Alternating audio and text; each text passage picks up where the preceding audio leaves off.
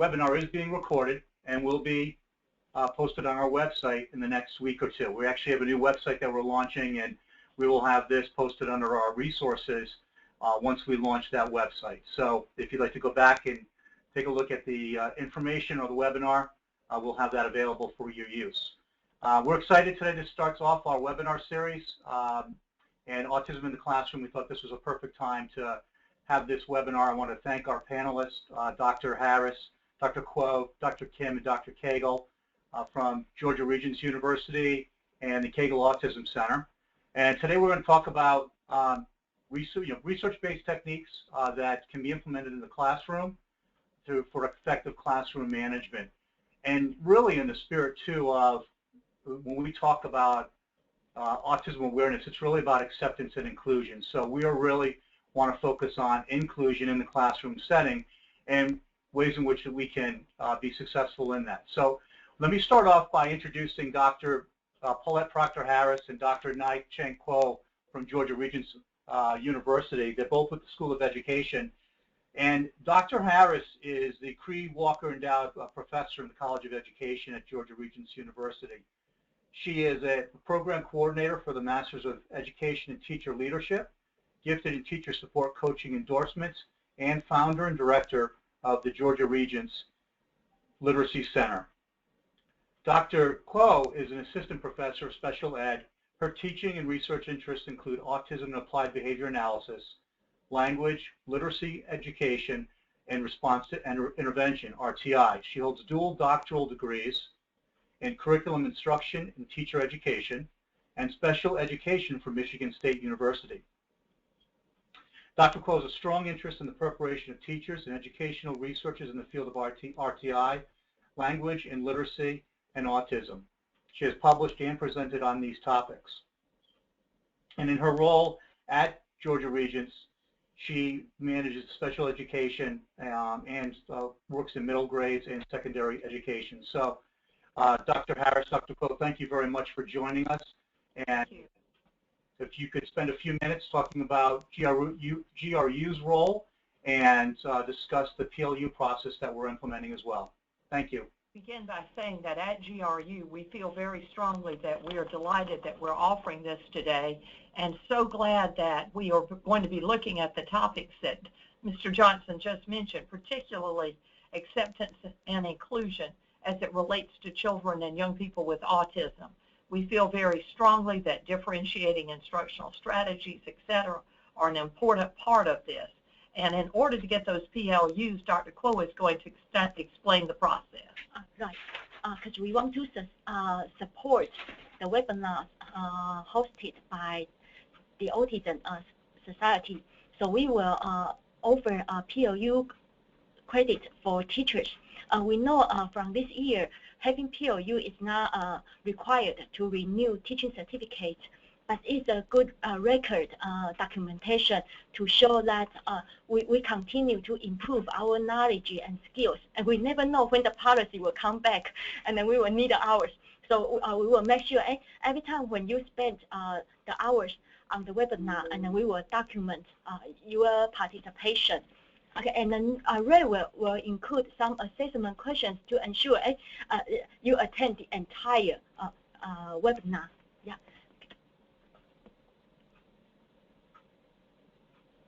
Thank you, Dr. Harrison Kuo. We do have a policy document that will be, or a process, I shouldn't say policy document, but a process that we have documented for gaining your PLUs, and we will provide that to all of the attendees today. Yes. So let me introduce our guest speakers, Dr. Sunny Kim and Dr. Brittany Koegel. Dr. Kim received her PhD in education with an emphasis in autism spectrum disorders from the University of California, Santa Barbara. She's also a board-certified behavior analyst, and throughout graduate school worked closely with Dr. Robert and Lynn Koegel, where she received extensive training in pivotal response treatment, PRT.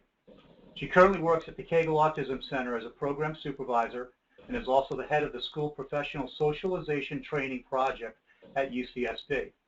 Dr. Kim has received several extramural grants and published several peer-reviewed journal articles on improving social skills in individuals with ASD, Her research primarily focuses on social skills training for students with ASD, school staff training, improving social pragmatic skills for individuals with ASD, and developing effective social intervention models that can be implemented in the school setting.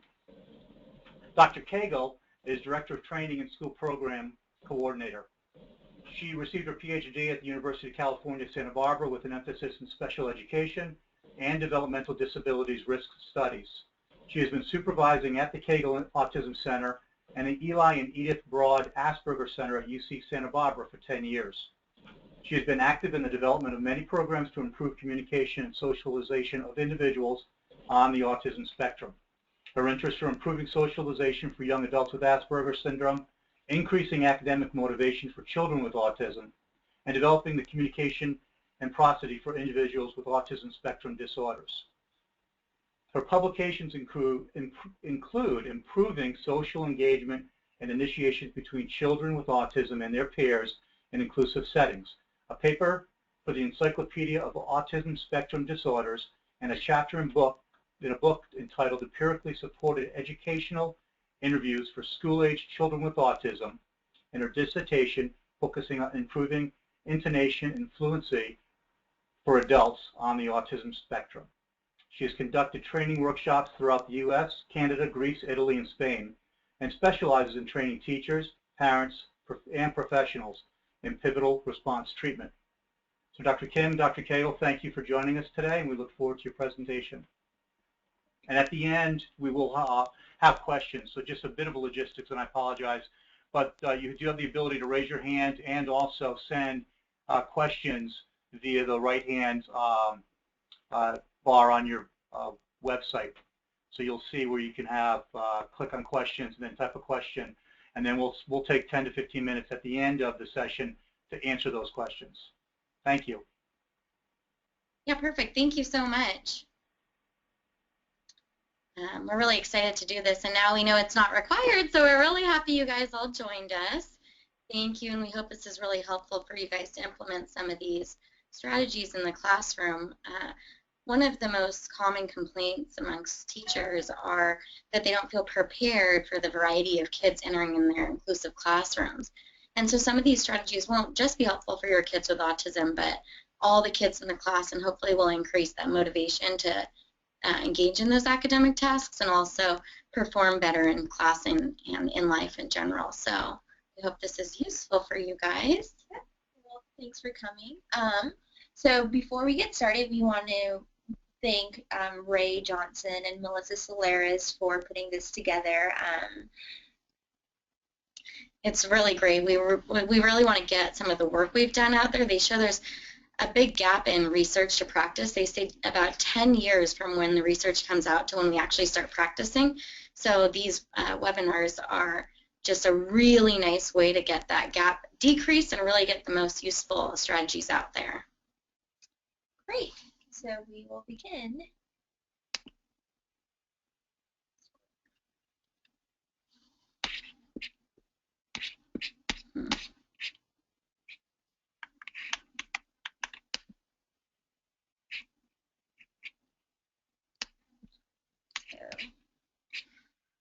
There it goes.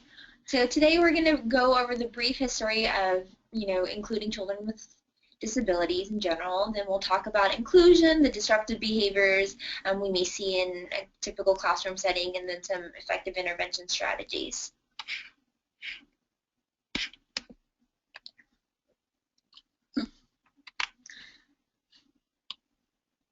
So just getting started, a little bit of history on inclusion. In the 1960s and 70s, there were special day classes and a lot of punishment used, and that was really the only effective intervention that was out there for kids with autism was severe punishment for any kind of problem behaviors that occurred.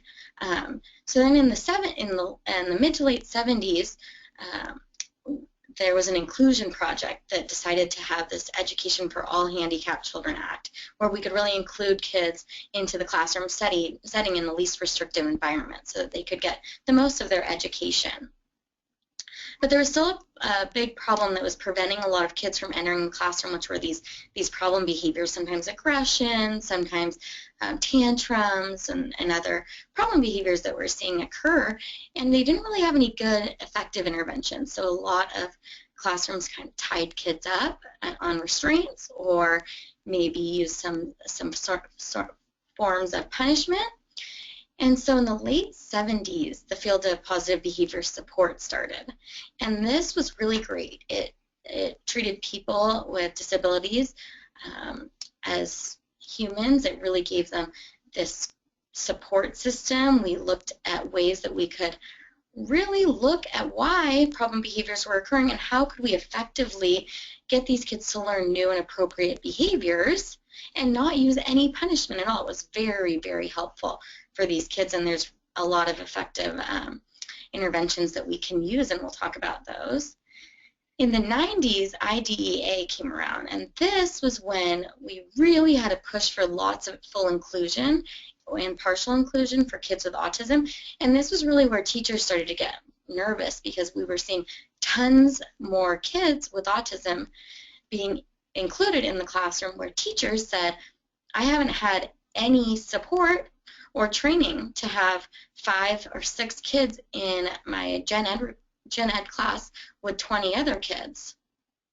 And so what we wanted to do in the 2000s, we started with this big awareness and push for inclusion, and really getting teachers trained at a rate so that they kind of were feeling more comfortable in the classroom with different students there. And so if we look at the benefits of inclusion, according to IDEA, every children, whether they have autism, learning disability, any type of disability, it's their right to be included in the least restrictive environment, which we consider it to be in the general education classroom setting. So that means, these children have the right to be educated alongside their typically developing peers in their gen ed classroom settings. Research has shown that when children with autism are fully included, we see improvements in their academic performance as well as social development. So they're initiating, they're commenting, they're able to model their typically developing peers, and so they develop all these appropriate skills. And the nice thing about inclusion is they're able to model appropriate behaviors, as typically developing peers are able to serve as appropriate or ideal role models, versus if you put them in a segregated classroom, or if they're in a special day class, the behaviors they model are peers who also exhibit similar disruptive behaviors. And research has shown that there's actually really no negative impact on students without disability. So typically developing peers actually benefit from having kids with autism in the inclusive environment. And so when we look at, what are the disadvantages of inclusion, there really isn't any, because it's a win-win situation for kids with autism as well as the typically developing peers. Exactly. We really want our typical kids to go to school to learn how to interact with people of all different social abilities out in the natural environment. So if they're in school 8 hours a day, and they're not learning skills to interact with, 2% of people in this world, that's going to be really hard when they get to the natural environment and are having to interact with people that have different social skills levels. So when we're using inclusion, we're seeing not only progress in our target kiddos, but the typical peers are actually having much better outcomes. So that's something we really want to think about as a benefit for the typical peers as well. A lot of people are worried about these disruptive behaviors, right? They say, well, we don't really want kids with autism in the classroom because they exhibit disruptive behaviors. Well, one thing we know is disruptive behaviors occur in all children. They're not unique to autism.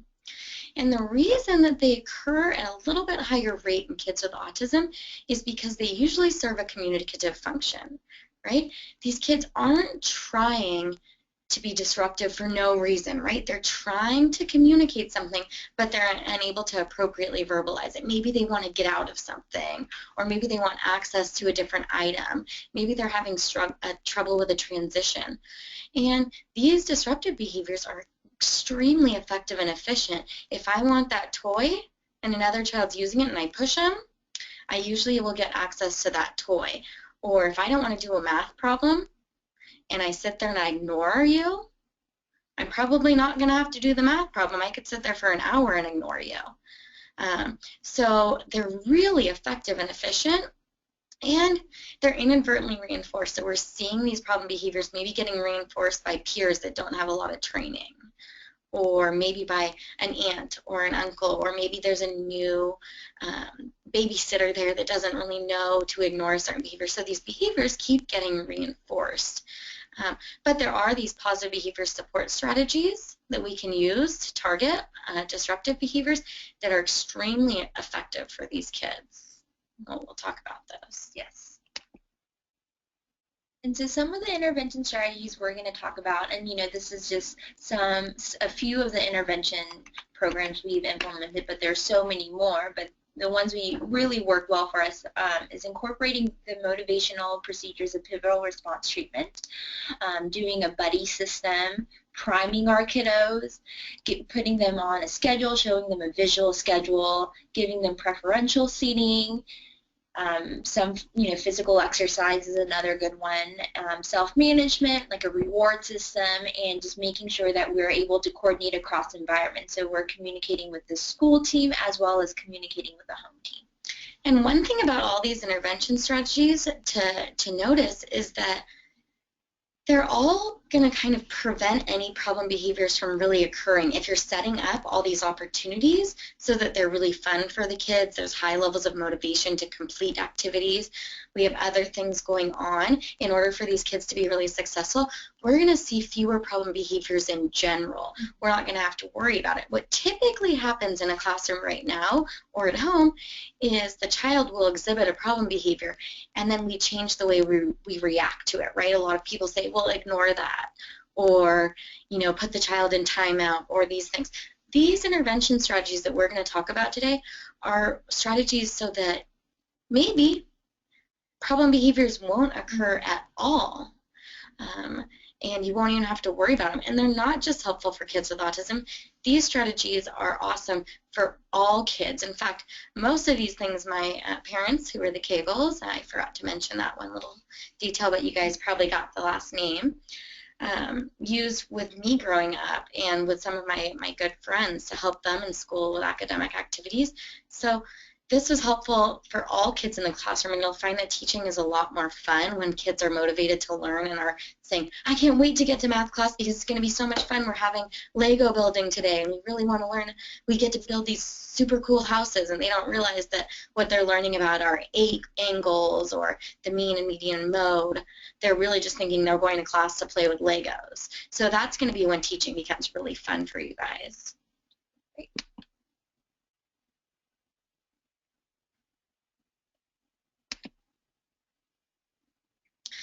So going over our motivational package, we want to just briefly talk about how we motivate kids in the classroom. First thing we try to do is use child choice. So the child has input and the activities are chosen by the child. So let's say we're working on writing.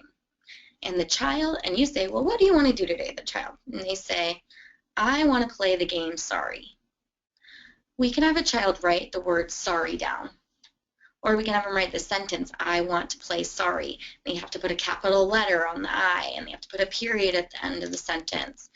Or maybe they have to write a whole paragraph on why they like sorry, and then they get this embedded natural reinforcer, they get this natural reinforcer where they get to play the game. So we want to make sure we're having these natural reinforcers set up so that the kids can use this. I'm working in a classroom right now of first graders, and the teacher said, none of the kids in the class are using a period at the end of the sentence and a capital letter. And she said, I cannot get them to do this every time. I don't understand why it's so hard. So I said, can I try something before recess? And she said, sure. And I said, okay, let's have all the kids write down one sentence. And they have to have a capital letter and they have to have a period. And all the sentence says what they want to play with during recess. So they said, I want to do free reading, or I want to play on the monkey bars. And they wrote down the sentence, and they were excused to go to recess after they wrote down that one sentence. and 100% of the students in the class used a capital letter and a period at the end of their sentence. So that really shows how strong that natural reinforcer, if you motivate the kids to want to do the activity, then they show you a lot better work. And similarly, a classroom that we were consulting in, you know, this one little girl, the teachers were like, oh man, she's so disruptive, she just runs around, we can't get her to sit down, you know, she won't do any work.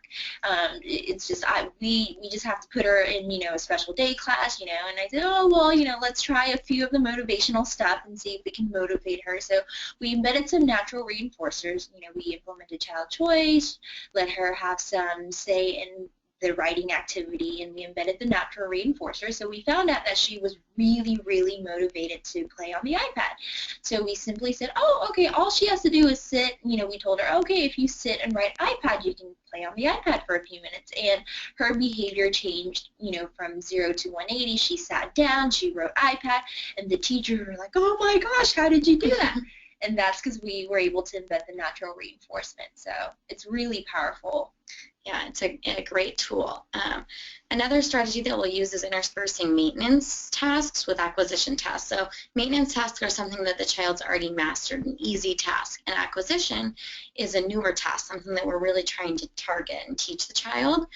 And so we did a study where it was a 7th grade classroom, and they had these vocabulary tests, and it seemed like the modal comments were really negative. People did not like doing these words. They were saying, when am I ever going to have to use this word? I don't care about this word. So what we did was we looked up the words that they'd used 2 years before, and we put half the kids doing half really easy words and half tough words. So ones that we'd known they'd done really well on in 5th grade, and then half of the 7th grade words. And then the other kids we put in the other group where they just had all 7th grade words. And the kids in the group with the maintenance words, the easy ones that they already knew, were saying, English class is so easy. Oh my gosh, let's do this homework first. This is the easiest class I've ever taken. Let's get this done. They're getting 100% on all their tests. And they're not complaining, but they're really learning 5 new words a week, whereas some of the other kids in the other classes are failing. They're not studying at all. They're not turning in any homework. They say, this is stupid. I don't really care about vocab words because why would I ever need to use this word? And so what we can see is when the kids think tasks are really easy and they can feel this sense of confidence, then they tend to do really, really well on the tasks. They complete them faster, they feel more confident, they're happier when they're doing them, they're more motivated. So we want to make sure we're including enough maintenance tasks so that we can build this behavioral momentum. The kids and adults can feel really successful when they're completing a task. So sometimes we've done this with writing activities where the kids will write maybe a sentence like, I want to play with the horse, and then the next one, they don't have to write the full sentence again. They can just write, I want to play with the horse and the puzzle and the goose, and so they don't have to write the full sentence. So that's how we can incorporate some of those maintenance tasks within the writing as well. Yeah, and then like an example for math is, you know, if a kid is learning we're actually doing this with this one kiddo, he's learning multiplication facts, and it's not his favorite, so, you know, obviously if he said, okay, you got to do 20 multiplication facts, he's going to say, oh, I hate math, I never want to do math again. And so what we started doing was we started incorporating some of the maintenance. So we started incorporating some of the addition and subtraction because he's very familiar with that, and it's very easy for him. So as soon as we started incorporating these maintenance tasks or math problems, he had that confidence, like, oh, you know, I just got 5 problems right, so, you know, I'm going to go for what 5 times 5 is. And so, again, we're able to create that momentum. Yeah, and that was a kiddo that was saying things like, I hate math, I don't like doing this is so hard, to then saying, I'm a math genius. So that's the things you want to hear from kids, all that confidence. And then the next motivational package is reinforcing attempt. So this is anytime the student makes a really good attempt, it's reasonable and there's an intent to it, we want to reinforce it. So for example, if we're teaching the child how to read a sentence like, let's say the sentence is, I want to play outside, and the kid maybe misses a few words and says, play outside, we're going to say, oh, that was a really good try. As long as he's trying, we're going to say good job, and we're going to reinforce that. So it's a looser shaping paradigm. So we're not going to say, nope, you didn't read it correctly. You got to try it again. We're not going to grill him for that because he's trying really, really hard. So we want to make sure we're reinforcing those attempts.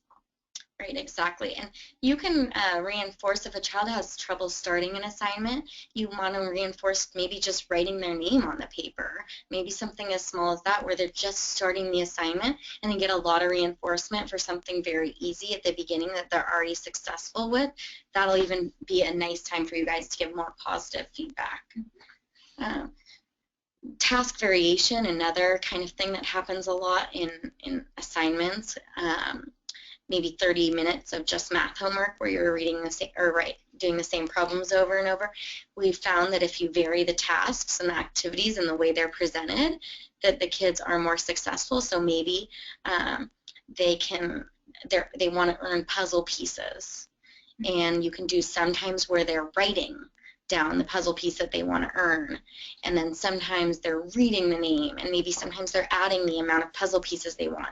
So you're doing a puzzle activity, but really in that 5 minutes you've had writing, you've had math, you've had reading, and so that's a nice way to vary kind of the way you're presenting. Even though you're doing academic tasks, the kids seem to focus more, they have to pay attention a lot more, and so you get a lot more of that a lot less of the indiscriminate responding where the kids are just writing down things just to get it over with. They know if they do 30 minutes, they get it over with. This way we're making sure that the kids are paying attention to what we're saying.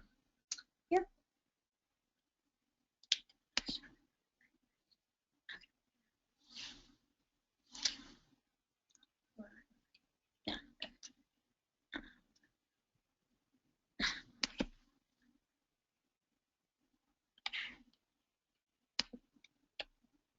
See if we can get there we go. So the next thing we're going to talk about is the buddy system, and this has worked really well in the school setting and in the camp settings that we work at. And the buddy system is very easy, and a lot of teachers just really love it just because of how easy it is to implement. And it's simply just prompting all the students to find a buddy to work with. And so we can use the buddy system during academic time. Okay, we're going to do math. Everyone find a buddy to do the math work with, or we can do it during transitional periods if they're going from recess back to the classroom or from lunch, from the classroom to lunch. You could say, okay, everyone find a buddy to go out with. And just simply that one simple direction makes such a huge difference for our kiddos. And so from our research, we're finding that some of the positive benefits include pro-social behavior. So our kids are being included with the typically developing peers. The vice versa, typically developing peers are having that opportunity to interact with our kiddos, and they all love it.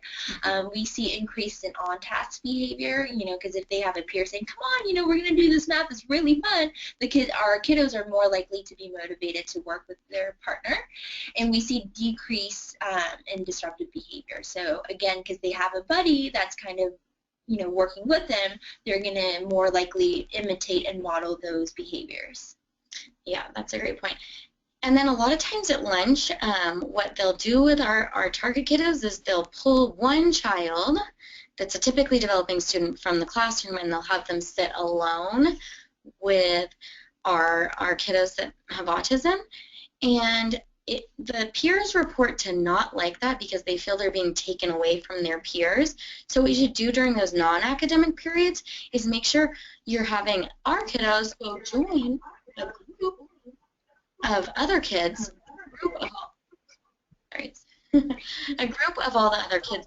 They don't feel like they're being pulled aside. Our best asset is training the typically developing peers to do the intervention, but if you're pulling them aside and having them one-on-one and leave their friends group in order to, be in this one-on-one setting, that's not desirable. What you want to do is make sure you're having them join the group of typically developing peers, and then just train the peers in order to do the intervention. Then you don't have to you just have to monitor and then reinforce that pro-social behavior in the kids, and that's going to be a really, really great asset that you have.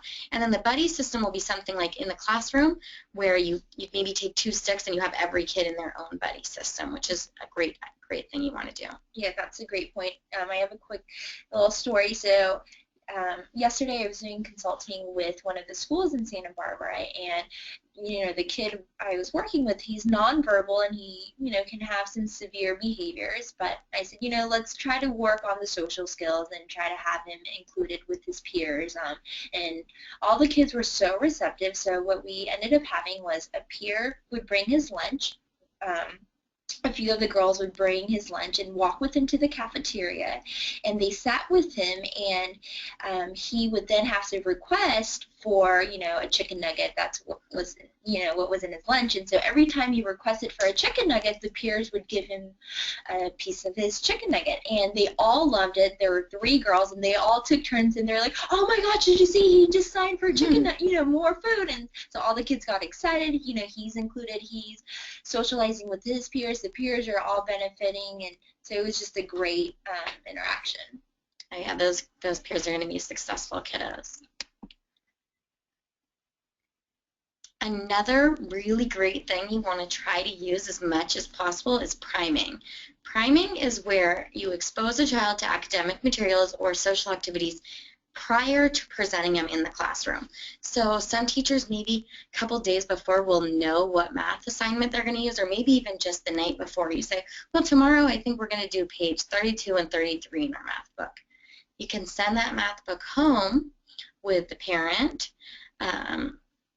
If the parent can do this in a really non-stressful way, maybe just, looking at the math problems and going over them, or maybe they can count up M&Ms. I know at home you have a lot more flexibility in what kind of reinforcers you can give the kids. So the parents can just do it in a fun way, add them up, maybe color an assignment. And then our kiddos see it the next day in class and they say, oh, hey, I remember this being really fun and easy, and I was good at this last night, or a couple nights ago, so I would like to try it. And these kids do really, really well. We see a reduce in avoidance and escape behaviors, improved on-task responding, improved socialization when you're targeting those social skills, improved initiations, and improved overall behaviors. And the kids are actually imitating exactly what they've seen the night before.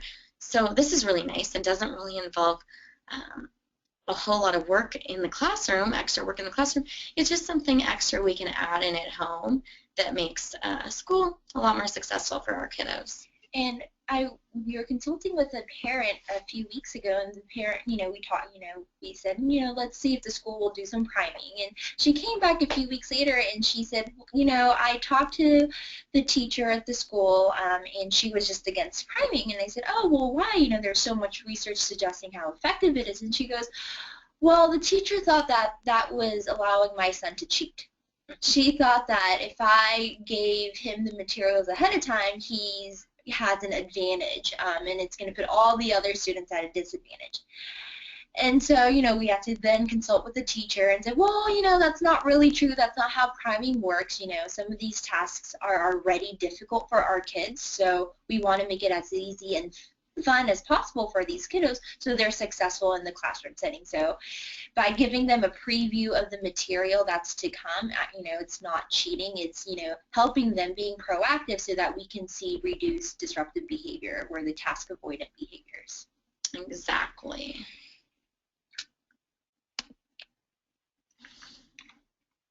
Another really nice thing that is already present in a lot of the classrooms are schedules. And a lot of teachers use word schedules, and they write up on the board, lunch is at noon, and recess is at 2:15, math is at 10. They write up the whole schedule, and the kids are like, oh, look, we're having a party at the end of the day today. We're so excited, and they're talking about it. But some of our kiddos, maybe their verbal isn't great, or their reading is not great, or it's hard for them to understand the clock. If you write 2:30, they don't really understand what time that is. So a picture schedule might be something that's a really nice thing to make for our kiddos, and you can just take a little photo of all the activities you've done and put them up on the board with Velcro. I taught this to one of the school teachers I was working with, and she's like, this is way easier. Every night I used to have to erase all these things. Now I can just Velcro these things up. It's so much better. So that's something nice that you can use and makes your schedule a little more flexible too if you're not writing the exact times down. It's a nice thing that you can put in your schedule. Yep. And I'm sure some of you guys are already doing schedules in the classroom. So the next thing is preferential seating. So this is where we strategically assign seats to our kiddos. So maybe you know, our research has shown that if some of our kiddos are disruptive, putting them in the front of the classroom can actually help with some of those behaviors. If they need, you know, one-on-one support, maybe we want to put them towards the side so that the aide can sit kind of next to them or near them. The other thing that's really important is we want to strategically place them where they're sitting next to a competent peer so that the peer can provide some assistance or some modeling. So that goes back to the peer training. So, you know, if they're sitting next to a competent peer who's exhibiting these appropriate behaviors, again, our kiddo is more likely to imitate and model that behavior. Or we can even prompt the peer, and the peer can even prompt our kid saying, hey, you know, stop that, or hey, you know, you're supposed to say crisscross applesauce. So we really like working with teachers and helping them come up with plans for where they should place our students. Yeah, and so when you're training the peer, what you want to do is train the peer to tell the child what to do instead of saying like, oh, don't do that, don't touch the ground, don't talk to your neighbor, don't roll around on the carpet, don't get your books out, don't play with the toys. You want to teach the kids to tell the child what to do. Mm-hmm. So instead of saying, don't follow me around, the child can say, oh, why don't you get the ball so we can play catch? Or why don't you tell us what game you want to play so we can go play, we can play on the trampoline instead. And so those are the things we want to make sure we're teaching the peers to do. And this really, really nice for some of those kids, peers that really love attention. I had a little girl that I was working with, and there was a little boy that raised his hand for just about everything. Anytime the teacher said something, little boy would raise his hand and say, oh, I've heard of that before. You know, my dad one time told me that precipitation happens when on and on and on. And it started to really kind of irritate the teacher because she was trying, you know, this little guy was talking every single time there was an opportunity, and it was taking up a lot of her class. So what we did was we knew he loved attention. So we had him sit as an assistant for our little girl we were working with. And we had him, and we said, okay, well, why don't you look at Rebecca and tell her every time she's doing a really good job with this, or you could help her turn the pages of her book when she says, turn the page. And this was helpful for both the students, and the teacher was saying, oh, my life's so much easier. It's giving all this attention to this little boy, and now I don't have to assist so much with this one kiddo. So that is something that's going to be really, really helpful.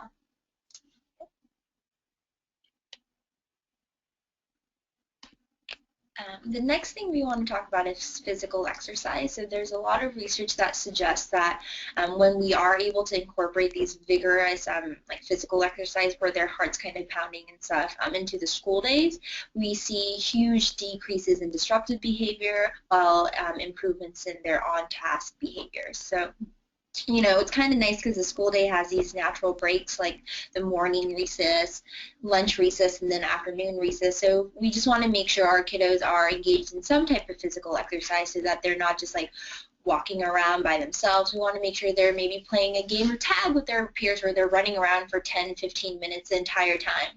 Or maybe they really like kickball so they can like kick the ball and run around the field. Or, you know, maybe they want to swing so they, you know, they can get the peers to help them swing. So we would just want to make sure that our kids are engaged in some type of physical exercise during these natural breaks. Yeah. What's pretty common with our kiddos is maybe they're just walking around the perimeter of the playground, not engaging with the other kids, or they might be eating their lunch. A lot of our kids are trying to avoid these social interactions and worried that maybe there'll be some someone that maybe might be mean to them or might deny them in a social interaction, so they'll spend the entire lunch period eating their lunch so they don't have to engage in those social activities because it's a little difficult. And so what we want to make sure is maybe we have time limits set out. We have a school that actually switched their lunchtime so that the kids played first and then ate after. So they had lunch recess a little bit earlier, which was nice for the kids, and then they're not, scarfing down their lunches so that they can play, and then our kiddos are in the exact opposite. And so what you want is that the kids' cheeks are pink and they have a little bit of sweat for 20 minutes a day.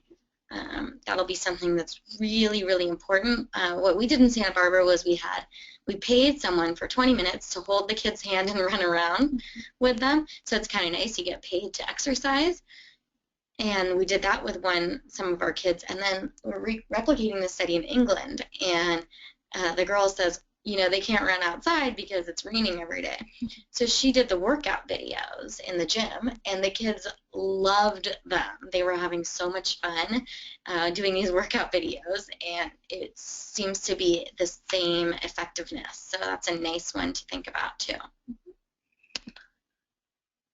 And then another intervention that we really like to use is self-management, or maybe the token economy. And so pretty much both of these systems, it's a type of a system where we're rewarding, so being proactive for the student exhibiting these appropriate on-task behavior. So again, we're being proactive, and every time the student is exhibiting the target behavior, whether it's on task or maybe it's raising his or her hand instead of shouting out, every time the student exhibits these behaviors, these desirable behaviors, they're being reinforced for that. They're being rewarded for that. So a self-management is when the student tracks his or her own behavior. So, we've done this where maybe we have a little sheet of paper with 5 boxes, and every time the student raises his hand, instead of shouting out, he can give himself a check mark.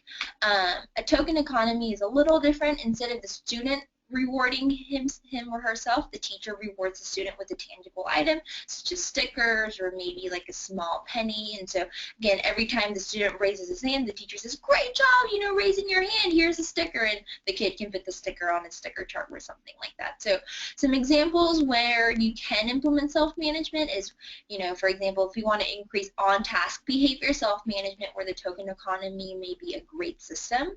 Staying in their seat might be another great behavior to target, or maybe transitions. Maybe some of your kiddos have a really difficult time transitioning from a preferred activity to a non-preferred activity.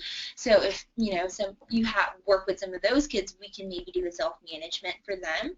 Raising hand to ask or answer a question, making appropriate comments. We can even target it for social. So if a kid has a social goal in their IEP, we can target that via self-management.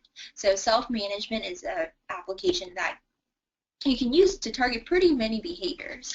Yeah, and so just a couple things you want to keep in mind with self-management or a token economy.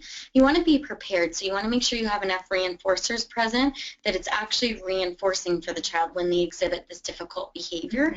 That's going to be something you really want to make sure you have.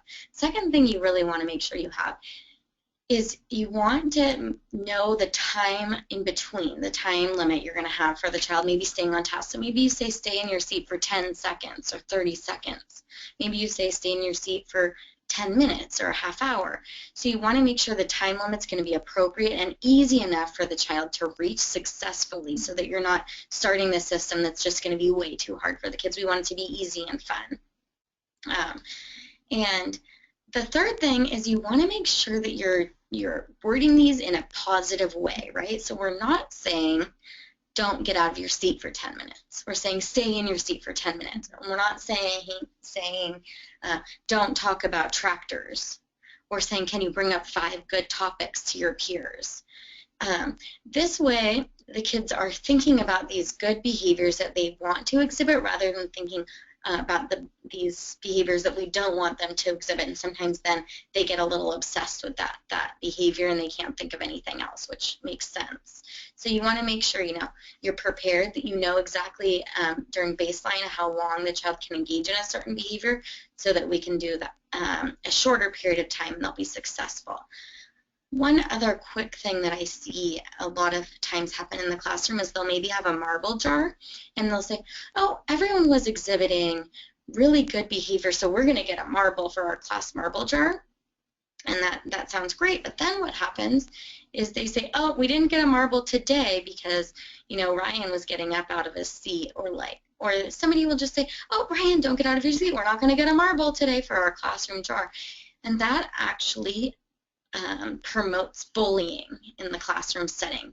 So then the kids say, it's Ryan's fault we didn't get a marble in our jar today. And that starts bullying. So you want to make sure it's individualized per child, so you're just rewarding, oh, Sunny, you're doing such a nice job sitting. We can get a marble for our classroom jar, and we're not doing one marble for the entire classroom's behavior.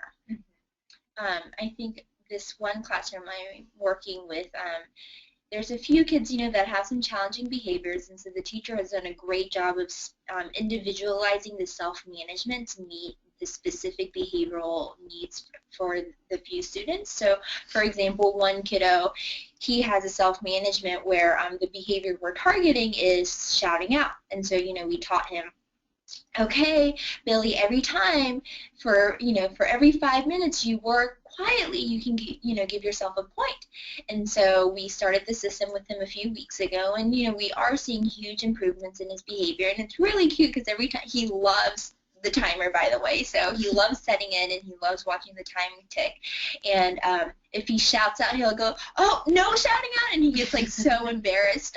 But, you know, he building that confidence, and he's realizing that he's getting all this reinforcement for sitting quietly and not shouting out. So again, he's learning about these appropriate behaviors, he's practicing, he's exhibiting it, and he's aware of when he's not exhibiting the appropriate behavior, and he's able to kind of manage that. Yeah, and so just self-management in general increases awareness of a certain behavior. The original studies were on smoking, and you used to be able to smoke in the classrooms. They had people track how many cigarettes they were smoking, and the amount of cigarettes was decreasing every single day that they were smoking. And the researcher is thinking, I need a stable baseline before I start my research. I need, you know, the people to be smoking the same amount of cigarettes every single day so that I can show that when I put an intervention in, it decreases because of that intervention. And then he figured out people being aware of certain behaviors causes them to decrease or increase on their own. You start thinking about things a lot more. So that's how Weight Watchers is so successful, and a lot of programs that use self-management are really, really successful for people, because maybe you are still going to eat a cookie, right, for dessert, but you might not eat 5 cookies if you have to track it and write it down on your paper. So yeah, we might cheat a little bit, but being aware of those behaviors are going to increase them or decrease them on their own anyway. And one more point about self-management is, in the token economy, is we've used it with kids with all various levels. So we've used it with nonverbal kids all the way to kids that are high functioning. So it's not like we can only use this system for the high functioning kids. We can also use it for the nonverbal kids as well.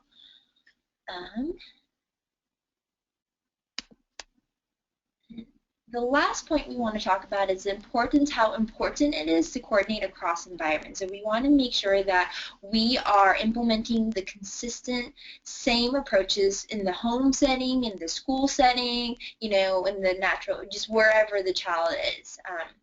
That's going to make a huge difference, and we're going to see the child's behavior change a lot faster versus if the school's using one program, like let's say the school is using self-management at home, there's no structure, and he gets to get away with, you know, shouting out, then at school we're going to see a huge contrast. So maybe it worked on Monday, but then on Tuesday it's like starting all over again, because at home he got reinforced for shouting out or engaging in the disruptive behavior. And so, you know, as educators, it'll be important to make sure you're communicating with the parents, letting them know, you know, what you're using at school, like how that's effective. One teacher has this great communication log that she sends home with all of her kiddos, and it's just really easy. She just writes, you know, quickly, like, this is what we implemented today and these were the behaviors, and then the parents have to write a response saying what they did at home.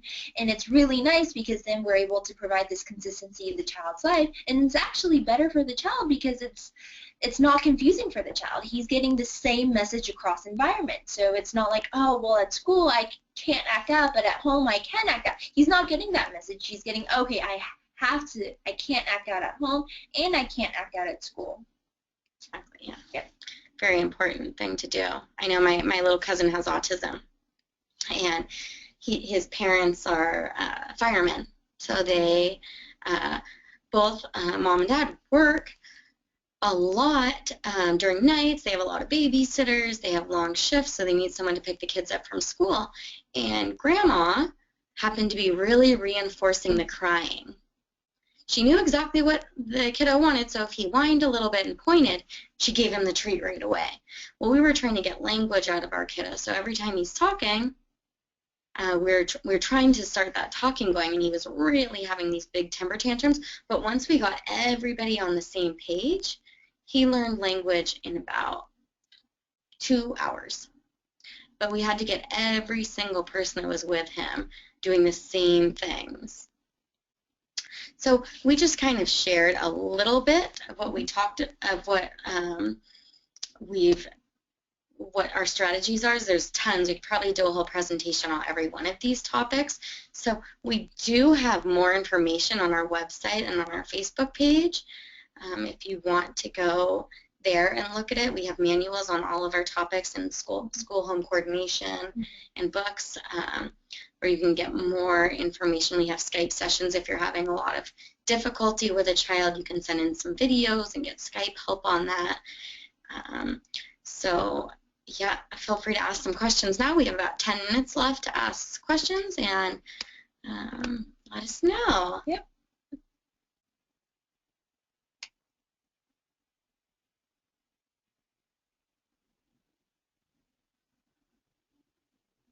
Or maybe there aren't any questions. They're not showing up on our side. I don't know if anybody's typing them in over there. Or, oh.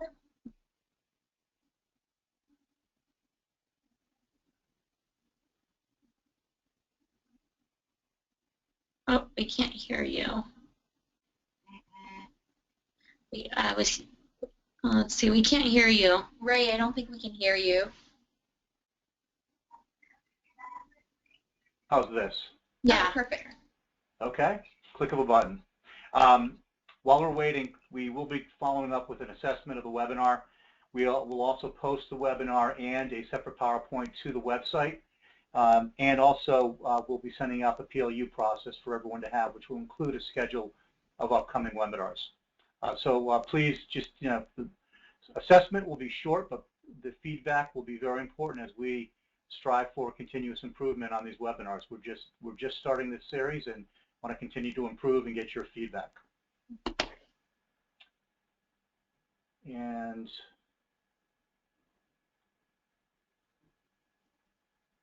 I don't see any questions right now. Don't be shy.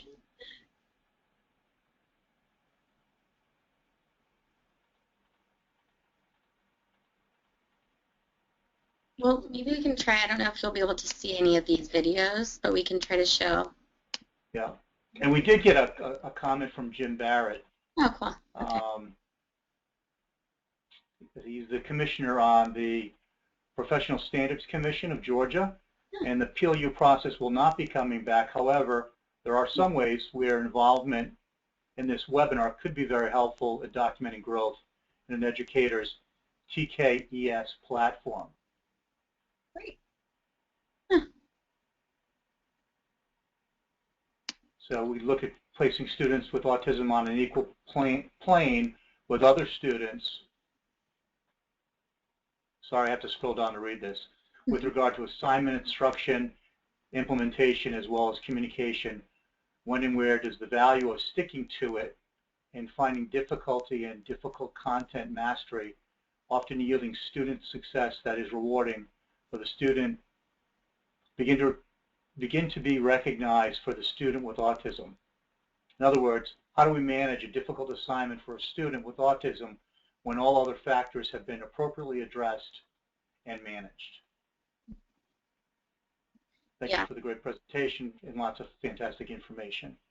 That was from Carrie Falter. So we did have a question. Yeah. Partial participation. So one strategy we use when we've kind of done a lot of other interventions, and we're seeing that it's still too difficult for our kiddo with autism to be, the assignments are too difficult in the full inclusion classroom. What we do is something called partial participation. So they're still doing the same assignment, but maybe at an easier level. Like we've had some little kids that have gotten to type up their answers because it's too difficult for them to write them in because they have a hard time writing. Or we had one little guy that the rest of the class was doing 3-number addition, so they were adding up 3 numbers, and that was too hard for him. So we just added up 2 of them for him, and then he added up the third one, and so it was the same exact assignment. He's just doing 2 numbers, and the rest of the class is using 3. So those are just some strategies when it is tough. You're thinking, well, maybe academically they're not quite at the same level. You can use something called partial participation, which is great. Thank you. We do have another question from Ellen Lewis. Is there anything we can do to help a child learn creative approaches as opposed to concrete black and white thinking? Yeah, it's going to be very creative. Yeah, with our kiddos in the classroom, you have to be extremely creative in your strategies using the child choice. So we actually usually do a fun activity at the beginning of the year that involves, we write down all the kids' favorite activities to do, and then we write down how could we make M&Ms be used to teach mean, median, mode, right? Maybe you can give every kid in the class a fun pack of M&Ms, and you can have them figure out the mean of each median and mode of each color M&M that was in the package. Maybe you can use Legos. Maybe a child likes Legos a lot. And so you use Legos, and each person has a bag, and you see the number in each mean number of Legos in all the bags in the classroom. They have to go and ask all their friends how many bags there are. That increases social. And so we kind of, with our teachers, do a really fun activity where we take 5 kids, they have to choose 5 kids in their class and write down all their favorite activities to do. And then we go over all the academic assignments and see how we could incorporate writing and reading and vocab and math and science in with their favorite games that they like to play. And again, using some of the strategies we talk about, like priming, is also going to help with behavior and just the students grasping the concepts. So.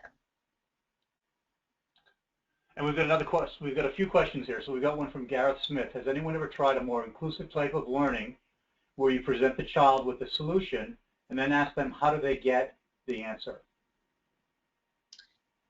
Yeah. Let's see. I'm not quite sure I understand the question. You're saying that you tell them, can you repeat that question again? So has anyone ever tried a more inclusive type of learning where you present the child with the solution and then ask them how do they get the answer? Yeah. We've done a little bit of that.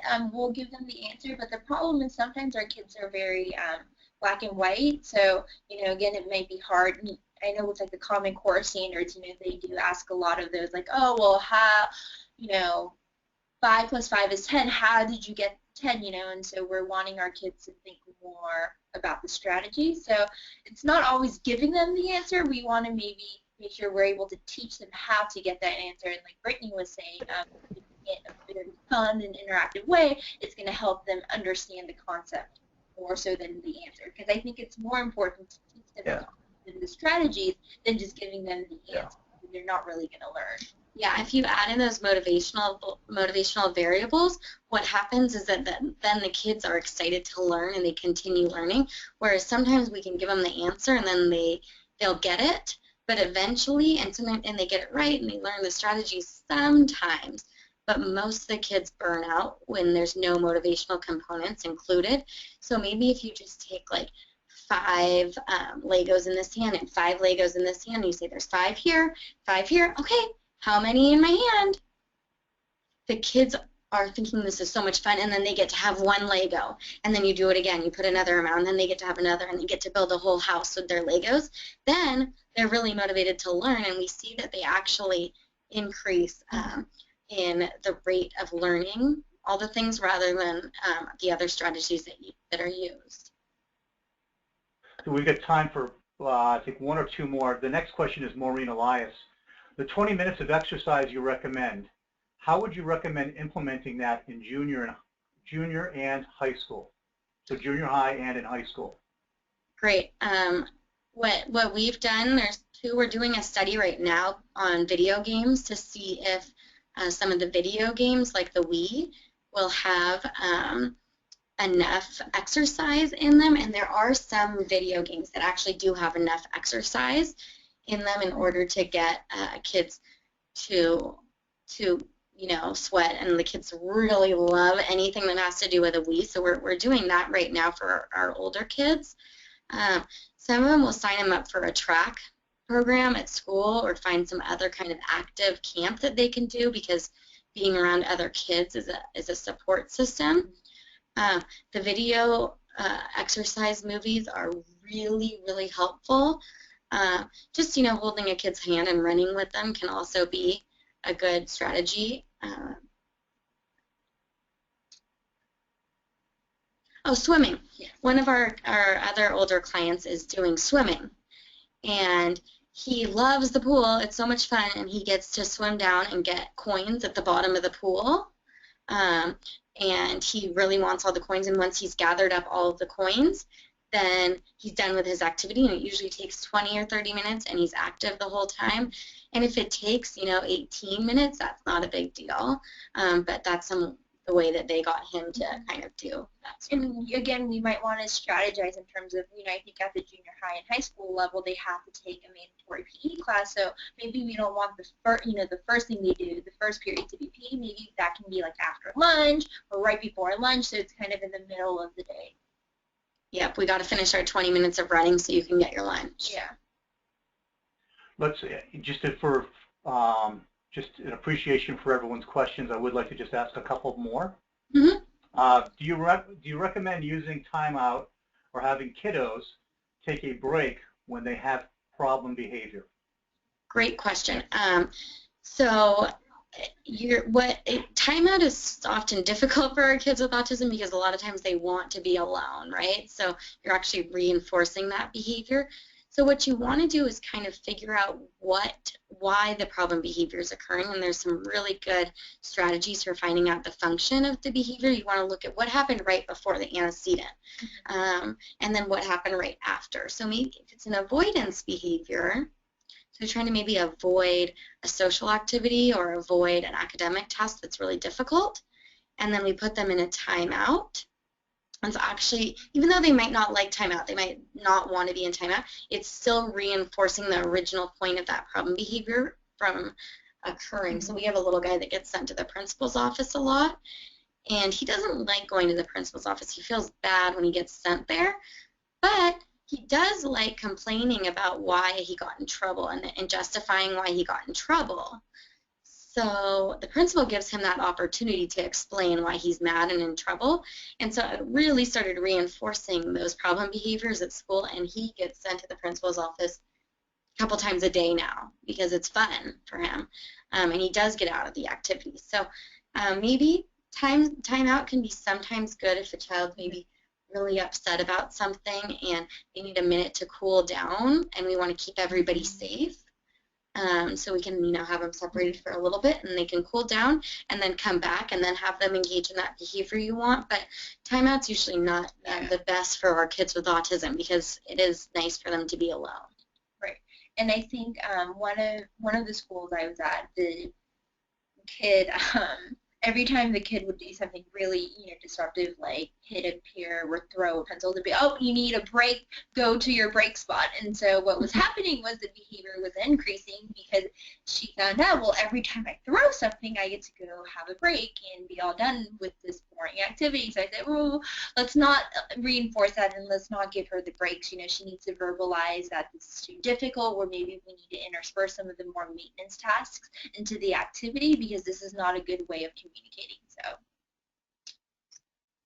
it was a question from another teacher. A lot of times I feel like I can't ask for help with specific kiddos because protecting privacy is such an issue. How do I reach out to experts or fellow teachers without stepping on anyone's toes?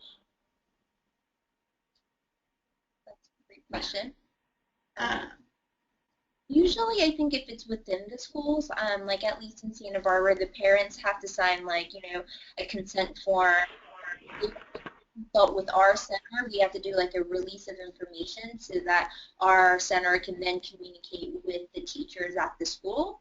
And so schools and various agencies should have a form where the parents just consent to talk, for professionals to talk and give their opinion. Usually parents don't mind. Yep, and you're always welcome to ask.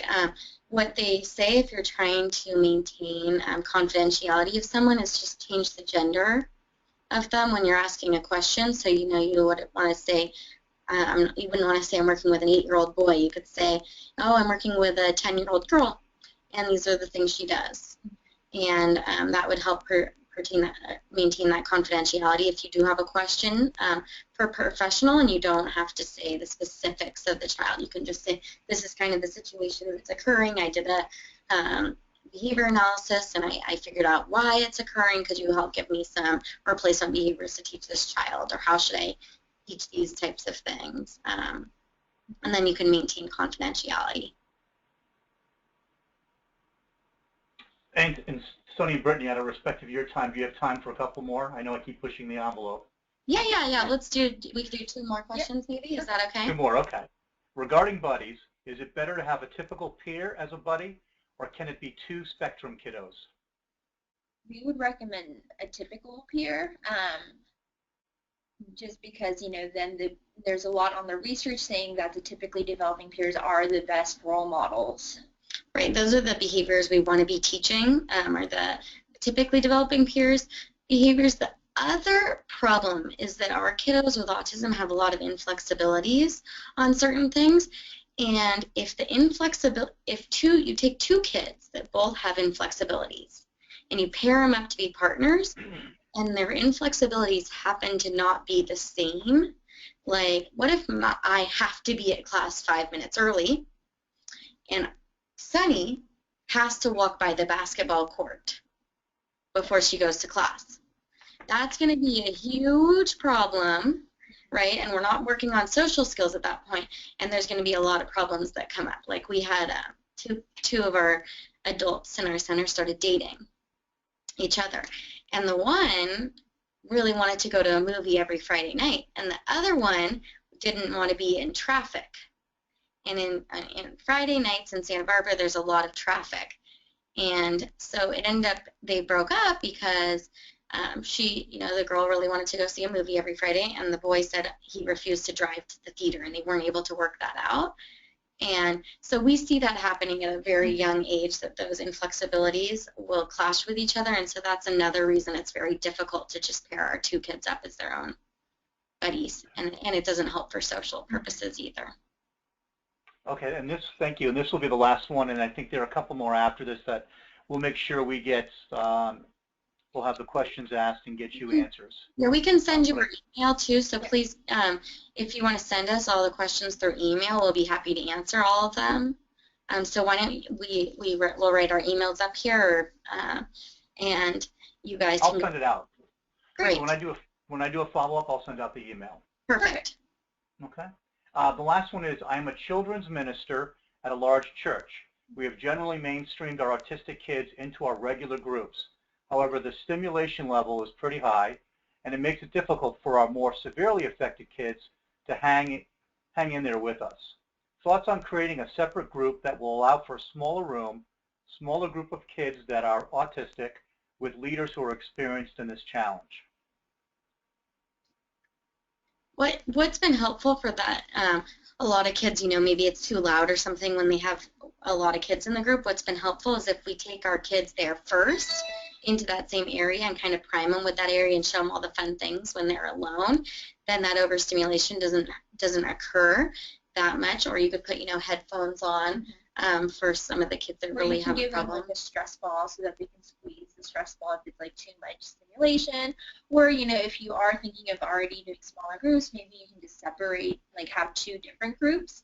But what we don't want is to have like an autism group, because then that's going back to the 1970s, and we don't want that. We want to be moving forward, which is the inclusion and just thinking about the positive benefits that these kids are going to get from just being included with all the typically developing peers. I think that's going to be so much more. So if we can be proactive, like Brittany said, do the priming, maybe give them some schedules and timers, give them some sensory toys that they can maybe play with. That should all help with the sensory overload. Great. Well, thank you very much. So Dr. Harris and Quo and Dr. Kim and Koegel, thank you very much for your time today and for support of this webinar. And for everyone participating in it today, thank you. We will follow up with the appropriate emails as we discussed, and I'll make sure that the Koegel Institute's emails are included so that you have opportunity to ask questions. And again, we'll have this information posted to our website within the next couple of weeks. Thank you all and have a great evening. Thank you. Bye.